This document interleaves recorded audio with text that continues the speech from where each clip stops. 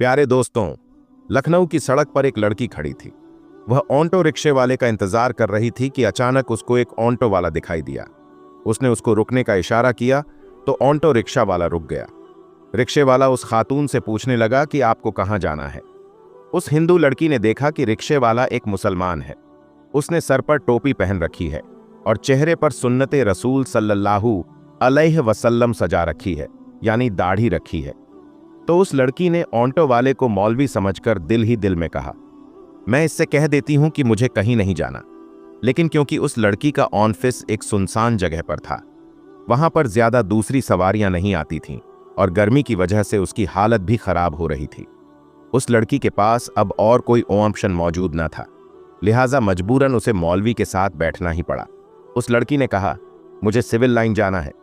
उस लड़की ने किराया पूछा तो रिक्शे वाले ने बताया 200 रुपये किराया होगा। अब लड़की सोचती है, मैं तो रोजाना यहीं से अपने घर जाती हूं और 300 रुपये किराया देकर जाती हूं। ये सब जो कहते हैं कि मौलवी बुरे होते हैं, लालची होते हैं और हवस के मारे होते हैं, ये दाढ़ी वाले भरोसे के काबिल नहीं होते। ये सब सवाल उसके जहन में गर्दिश कर रहे थे और वह परेशान नजर आने लगी। दूसरी तरफ गर्मी शदीद थी। इतने में ऑटो वाला कहने लगा, चलिए आप 100 रुपये दे दीजिएगा। ये लड़की मुसलमान मर्दों से बेहद नफरत करती थी। किसी भी सूरत में मुसलमान मर्द उसे पसंद न थे, लेकिन आज उसे एक मौलवी के साथ सफर करना पड़ रहा था।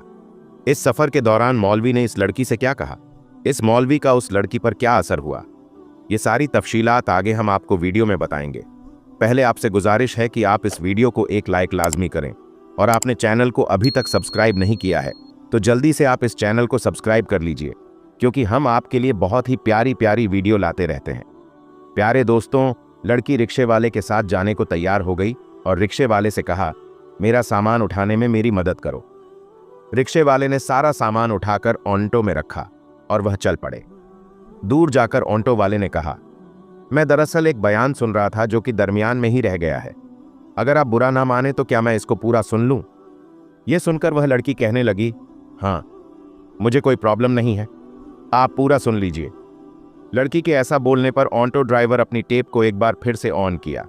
उसमें एक मौलवी साहब औरत के पर्दे के बारे में बात कर रहे थे। यह ना चाहते हुए भी उस लड़की को अब वह बयान सुनना पड़ रहा था।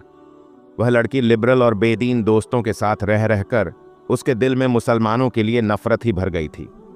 मौलवी खूंखार भेड़िए होते हैं जिनका मकसद माल, हवस, लालच और औरत के जिस्म के सिवा और कुछ नहीं होता। मजहब के नाम पर पैसा बनाना इनका काम होता है। लेकिन यह लड़की अब इसी मौलवी के साथ ऑटो में थी और ना चाहते हुए भी एक और मौलवी का बयान सुन रही थी। इस बयान में मौलवी साहब गरजदार आवाज में बता रहे थे कि औरतों का पर्दा कितना जरूरी है। वह कह रहे थे, पर्दा अल्लाह ताला का हुक्म है। पर्दा औरत के जिस्म का मुहाफिज है। उसके चेहरे से लेकर जिस्म के तमाम हिस्से, हाथ और पांव को ढककर हजारों की भीड़ में भी पर्दा उसे महफूज होने का यकीन दिलाता है। पर्दा औरत को शैतानी नजरों से महफूज रखता है। इसीलिए अल्लाह ताला ने कुरान पाक में फरमाया है, ए नबी, अपनी बीवियों और अपनी बेटियों और मुसलमान की औरतों से कह दो कि वह अपने आप को चादर से ढांप लिया करें। इससे उनकी बहुत जल्द सनाफ हो जाएगी और फिर वह ना सताई जाएंगी और अल्लाह बख्शने वाला बहुत मेहरबान है। पर्दा औरत की इज्जत की सलामती का समान है। इसके पाक दामन होने की भी जाहिरी अलामत है। हकीकत में पर्दे में ही औरतों की इज्जत है, लेकिन बेपर्दा औरत की मिसाल उस खुले गोश्त जैसी है जिस पर मक्खियां आकर बैठती हैं और उस पर बैठकर उसे गंद कर जाती है। हर कोई उसे खाने की निगाह से देखता है। यह बयान सुनकर उस लड़की को लगने लगा है जैसे कि यह सब अल्फाज उसी के लिए बोले जा रहे हैं, क्योंकि जब वह अपने ऑफिस आती जाती तो हर आवारा लड़कों की नज़र उस पर पड़ती। रास्ते में लोग उस पर आवाज़ें कसते उसको ऐसा लग ही रहा था कि इतने में अपनी गली के बाहर पहुंच गई थी। उसके घर के सामने ऑटो रुक चुका था।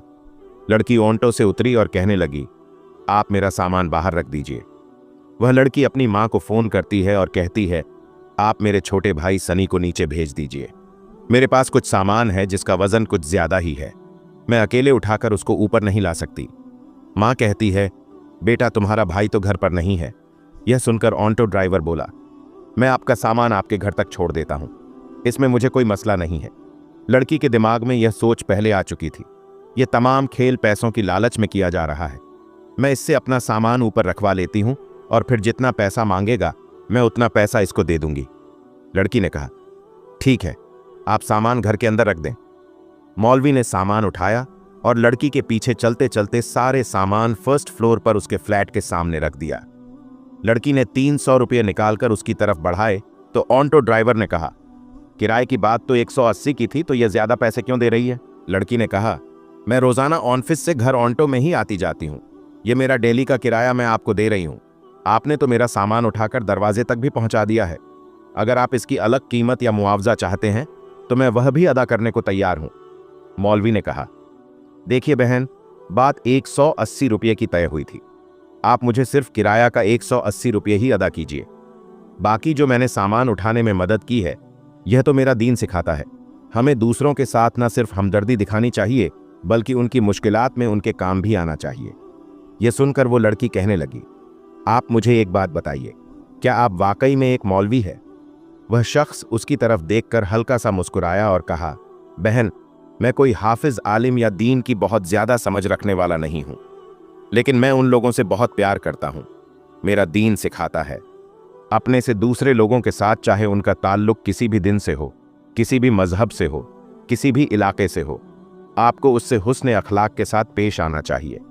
और हमारे दीन में हुस्न अखलाक की बहुत ज्यादा अहमियत है। आपको मौलवी और मुसलमानों के मुतालिक गलत बताया गया है। आज आपने एक मुसलमान को देख लिया है कि मेरे दीन में दूसरों की मदद का बहुत ही ज्यादा असर बताया गया है। उसे यह बात कहकर मौलवी सीढ़ियों से उतरता हुआ चला गया और वह लड़की अपने घर चली गई। अब उस लड़की के दिल में जो पहले मुसलमानों के लिए नफरत थी, वह नफरत खत्म होने लगी। दोस्तों, इस वीडियो से हमें यह मालूम चलता है कि बंदा कोई भी इंसान हो, हमें उसके साथ हुस्न अखलाक के साथ पेश आना चाहिए। यह हमारी निशानी है।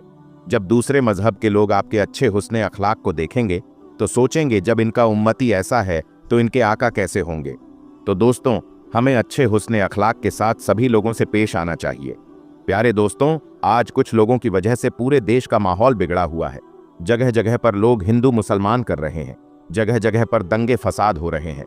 हाल ही में आपने हरियाणा के मेवात के नूह में देखा और सुना भी होगा कि किस तरह से वहां का माहौल बिगड़ा हुआ था। ऐसे बिगड़े हुए माहौल में हम आपको दो ऐसे वाकया बताते हैं जिसको सुनकर आप समझ जाएंगे कि ना तो सारे हिंदू बुरे होते हैं और ना ही सारे मुसलमान बुरे होते हैं। सिर्फ कुछ लोग बुरे हैं जो अपने फायदे के लिए ऐसा करते हैं। ये दोनों वाकया यकीनन आपके दिलों से नफरत को मिटा देंगे। इसलिए आज की वीडियो आप सभी के लिए बहुत ही खास है। आप हिंदू हो या मुसलमान, आप इस वीडियो को आखिर तक जरूर देखें। और अगर आपको यह लगे कि यह वीडियो हिंदू और मुसलमान को एक करने में मददगार साबित हो सकता है तो दें। तो चलिए आज की वीडियो को शुरू करते हैं। दोस्तों, पहला जो वाकया है यह है इलाहाबाद की रहने वाली एक लड़की जिसका नाम आरती थी। आरती लखनऊ में रहकर अपनी पढ़ाई पूरी कर रही थी। आरती उस दिन अपने घर इलाहाबाद जाने वाली थी, मगर उसी दिन उसके किसी फ्रेंड के घर पर कोई पार्टी थी। इसलिए उसने सोचा कि पहले मैं अपनी फ्रेंड के घर पार्टी अटेंड कर लेती हूँ, उसके बाद शाम को अपने घर चली जाऊंगी। बस यही सोचकर उसने अपना रिजर्वेशन भी करवा लिया था। उसके बाद आरती ने पार्टी अटेंड की और फिर शाम को सीधी वह अपने फ्रेंड के घर से निकली और रेलवे स्टेशन पहुंच गई और जाकर ट्रेन में अपनी सीट पर बैठ गई। आरती का रिजर्वेशन जिस बोगी में था उसमें लगभग सभी लड़के ही थे, जिनके हंसीजाक आरती को खूब डरा रही थी। टॉयलेट जाने के बहाने से आरती पूरी बोगी में घूम आई थी। मुश्किल से पूरी बोगी में 2 या 3 औरतें रही होंगी। यह देखकर आरती डर से कांप सी गई, क्योंकि पहली बार वह रात के वक्त ट्रेन में अकेली सफर कर रही थी। इसलिए वह पहले से बहुत घबराई हुई थी और अब उसकी बोगी में सारे लड़के ही भरे पड़े थे। यह देखकर वह और भी ज्यादा डर गई थी। इसीलिए फिर वह खुद को सहज करने के लिए अपनी सीट पर बैठी और एक मैगजीन निकालकर पढ़ने लगी। बोगी में लड़कों का एक झुंड था जो किसी कैंप में जा रहा था। उनकी हंसी मजाक और उनके चुटकुले आरती को और भी ज्यादा डरा रहे थे। आरती के डर और भी बीच रात धीरे धीरे गुजरने लगी, मगर आरती अभी भी कांप रही थी। यह देखकर अचानक सामने की सीट पर बैठे लड़के ने कहा, हेलो, मेरा नाम अनिल है और आप तो डर के मारे पीली पड़ चुकी हो। तो आरती ने धीरे से कहा, हाँ। तो वह लड़का कहने लगा, जी कोई बात नहीं, अगर आप अपना नाम बताना नहीं चाहती हो तो मत बताइए, मगर वैसे आप जा कहाँ रही हो? तो आरती ने धीरे से कहा कि इलाहाबाद जा रही हूं। इतना सुनते ही लड़के ने कहा, क्या इलाहाबाद? अरे वाह, वह तो मेरी नानी का घर है। इस रिश्ते से तो आप मेरी बहन लगी। फिर खुश होते हुए अनिल ने इलाहाबाद की अनगिनत बातें बताना शुरू कर दिया कि उसके नाना जी काफी नामी इंसान हैं। उसके दोनों मामा सेना में बहुत ऊंचे पद पर हैं। इस तरह से वह नई पुरानी बातें करने लगा। आरती भी धीरे धीरे नॉर्मल होकर अनिल की बातों में रुचि लेने लगे। आरती रात भर अनिल जैसे भाई के साए में सोती रही। सुबह आरती ने कहा, लीजिए आप मेरा पता रख लीजिए, अगर कभी नानी के घर आना हो तो आप हमारे घर जरूर आइएगा। तो ये सुनकर लड़के ने कहा, कौन सा नानी का घर? अरे बहन, वो तो मैंने आपको डरते हुए देखा तो मैं झूठ मूठ के रिश्ते करने लगा। मैं तो पहले कभी इलाहाबाद गया ही नहीं। ये सुनकर आरती चौंक उठी। तो लड़के ने कहा, बहन ऐसा नहीं है कि सभी लड़के बुरे होते हैं कि किसी अकेली लड़की को देखा नहीं कि उसके ऊपर गिद्ध की तरह टूट पड़े। हम में ही और भी भाई होते हैं। इतना कहकर प्यार से आरती के सिर पर हाथ रखकर मुस्कुराने लगा। आरती अनिल को देखती रही जैसे कि उसका कोई अपना सगा भाई विदा ले रहा हो। आरती की आंखों में आंसू आ गई। तभी अनिल ने आरती से कहा, हाँ बहन, मेरा नाम अनिल नहीं है, मेरा नाम रियाज है। यह सुनकर आरती और भी ज्यादा हैरान रह गई। दोस्तों, यह तो हो गई एक लड़की की बात। अब आपको एक मुस्लिम लड़के का वाक्या बताते हैं जिसको सुनकर आपका भी दिल खुश हो जाएगा और आपके दिल से नफरत खत्म हो जाएगी। दोस्तों, अब हम आपको जो वाक्य बताने वाले हैं, यह वाक्य गुजरात दंगे का बताया जाता है। कहा जाता है कि 27 फरवरी 2002 को दिन के वक्त एक ट्रेन में आग लगने की वजह से हिंदू मुसलमान के बीच में लड़ाई शुरू हो गई, जो रात तक बढ़ते बढ़ते बहुत ज्यादा बढ़ गई थी।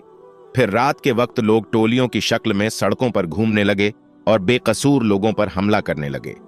उसी रात गुजरात के अहमदाबाद शहर में एक हिंदू लड़की अपने घर जा रही थी। इसी बीच उसने देखा कि सामने से सैकड़ों की तादाद में लोग अपने हाथों में तलवार लिए और शोर शराबा करते हुए आ रहे हैं। यह देखकर वह हिंदू लड़की बहुत घबरा गई और इधर उधर भागने लगी। वह बहुत से घरों में गई, मगर ऐसी हालत में किसी ने भी अपने घर का दरवाजा नहीं खोला। ऐसे में वह लड़की बहुत ज्यादा डर गई थी। फिर वह भागते भागते हड़बड़ाहट में एक मस्जिद में दाखिल हो गई। यानी कि फिर वह धोखे से एक मस्जिद में घुस गई और एक कोने में छुपकर खड़ी हो गई। मस्जिद में दाखिल होने के बाद उस हिंदू लड़की ने देखा कि मस्जिद के दूसरे कोने में एक जवान मौलवी बैठा हुआ कुरान पाक की तिलावत कर रहा है। यानी कि एक चिराग की रोशनी में एक मौलाना कुरान पढ़ रहा है। मौलवी को देखकर फिर वह हिंदू लड़की उनके पास गई और उनको बाहर का सारा माजरा बता दिया। यानी कि उस मौलवी को सब कुछ बता दिया कि वह ऐसे ऐसे अपने घर को जा रही थी, मगर उसके सामने दंगाई आ गई, इसीलिए वह डर के मारे यहां पर आकर छुप गई है। फिर वह हिंदू लड़की मौलाना के सामने हाथ जोड़कर कहने लगी कि आप मुझे बचा लीजिए, आप मेरी हिफाजत कीजिए। अगर मैं इस वक्त यहां से बाहर गई तो बाहर खड़े दंगाई मुझे मार डालेंगे। अभी बाहर के हालात बहुत ज्यादा खराब हैं। ऐसे माहौल में अब मैं अपने घर को नहीं जा सकती हूं, इसीलिए मैं रात भर यहीं रहकर गुजारना चाहती हूं। फिर वह हिंदू लड़की हाथ जोड़कर मौलवी से कहने लगी कि मैं आपके सामने हाथ जोड़ती हूं, आप मुझे रात भर यहां पर रुकने की इजाजत दे दीजिए। लड़की की इन बातों को सुनने के बाद मौलवी साहब उठे और मस्जिद के दरवाजे पर गए और बाहर के हालात को देखने लगे। मौलवी साहब ने देखा कि बाहर के हालात वाकई में बहुत ज्यादा खराब थी। सैकड़ों की तादाद में लोग हाथों में लठ लिए इधर उधर घूम रहे हैं और बहुत से लोग हाथों में तलवारें लिए मस्जिद के बाहर खड़े हुए हैं।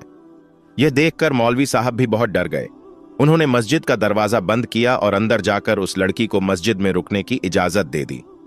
अब वह लड़की वहीं मस्जिद के दूसरे कोने में जाकर बैठ गई और मौलाना साहब फिर से कुरान पढ़ने में मशरूफ हो गए। यानी कि कुरान पाक को पढ़ना शुरू कर दिया। उस मौलाना के सामने एक चिराग रखा हुआ था जो चल रहा था। अब इधर वह लड़की मस्जिद के दूसरे कोने में बैठकर मौलाना साहब को देख रही थी। तभी उस लड़की ने देखा कि मौलाना साहब ने कुरान पढ़ने के दौरान अपनी एक उंगली को उस चिराग में डाल दिया और अपनी उंगली को जलाने लगे। फिर थोड़ी देर के बाद मौलाना ने वापस अपनी उंगली को चिराग से बाहर निकाला और फिर से वह कुरान पाक पढ़ने लगे। थोड़ी देर के बाद में लड़की ने फिर देखा कि वह मौलाना साहब फिर से वही काम करने लग गए हैं।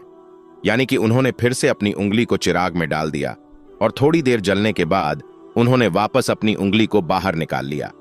मस्जिद के दूसरे कोने में बैठी वह हिंदू लड़की यह सारा मंजर अपनी आंखों से देख रही थी। यह देखकर वह लड़की हैरान और परेशान हो गई और सोचने लगी कि यह मौलाना साहब कहीं पागल तो नहीं हो गए हैं जो बार बार अपनी उंगली को आग में जलाते हैं।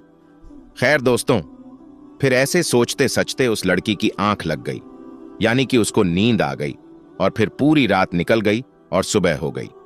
सुबह वह मौलाना उठे और मस्जिद के दरवाजे पर गए और उन्होंने बाहर के हालत देखे।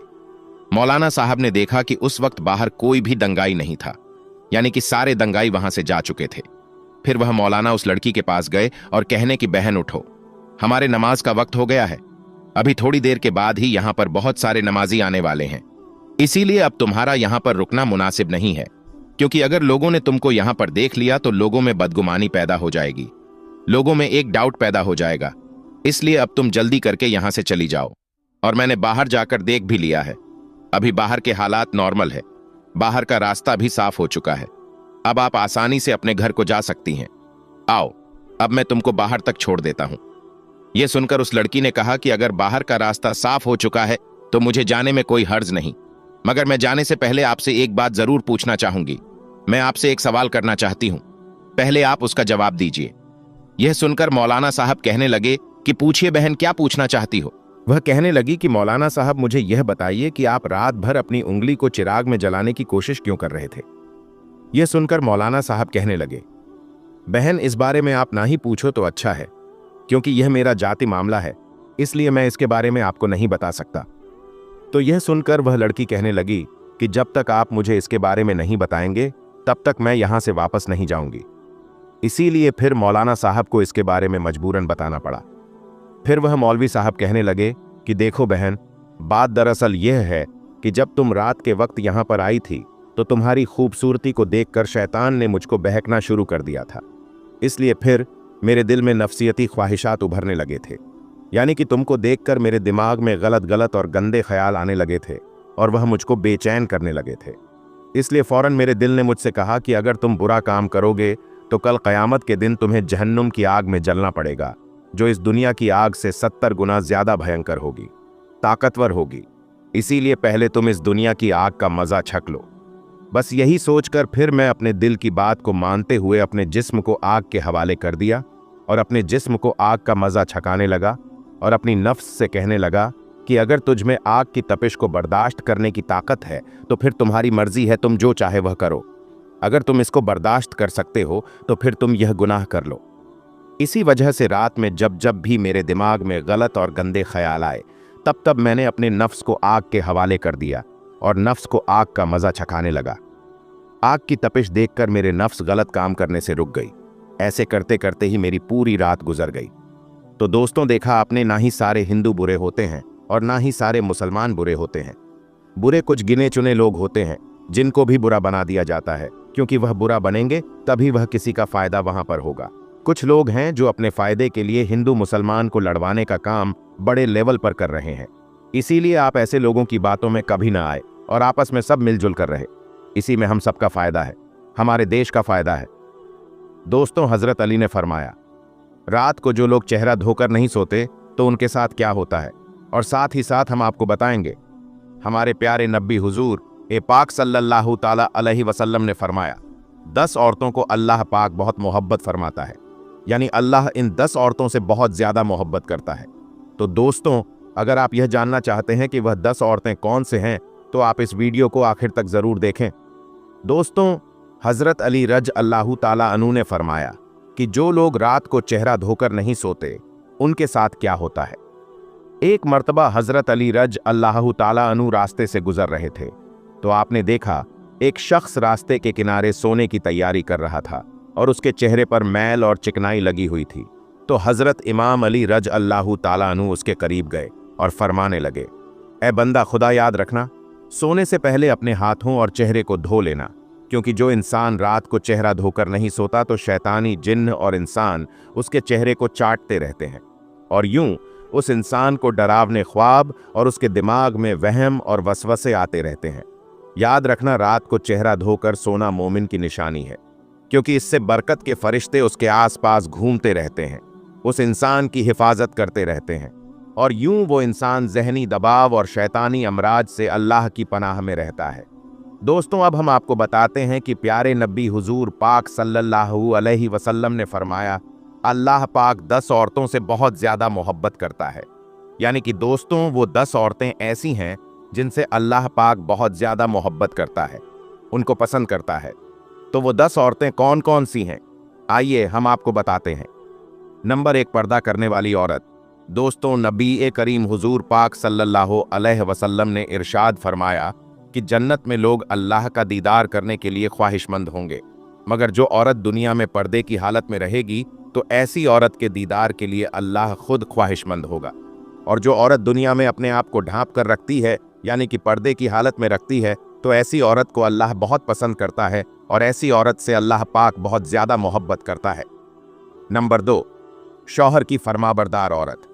दोस्तों, नबी करीम सल्लल्लाहु अलैहि वसल्लम ने इरशाद फरमाया कि ऐसी औरत भी अल्लाह को बहुत ज्यादा पसंद है जो अपने शौहर का कहना मानती है, जो अपने शौहर की फरमाबरदारी करती है। तो ऐसी औरतों से अल्लाह पाक बहुत मोहब्बत करता है। नंबर 3, गैर मर्द की निगाह से अपने आप की हिफाजत करने वाली औरत। दोस्तों, नबी करीम हुजूर पाक सल्लल्लाहु अलैहि वसल्लम ने इरशाद फरमाया है कि जो औरत अपने आप को गैर मर्द के निगाहों से बचाएगी, ऐसी औरतों पर अल्लाह पाक जहन्नुम की आग हराम फरमा देगा। और जो औरत खुशबू लगाकर गैर मर्द के सामने से गुजरती है, गैर मर्दों को देखती है, तो ऐसी औरत पर अल्लाह ताला की लानत होती है। दोस्तों, आज की इस वीडियो में बस इतना ही। हम मिलेंगे आपको अगली वीडियो में। तब तक के लिए अल्लाह हाफिज।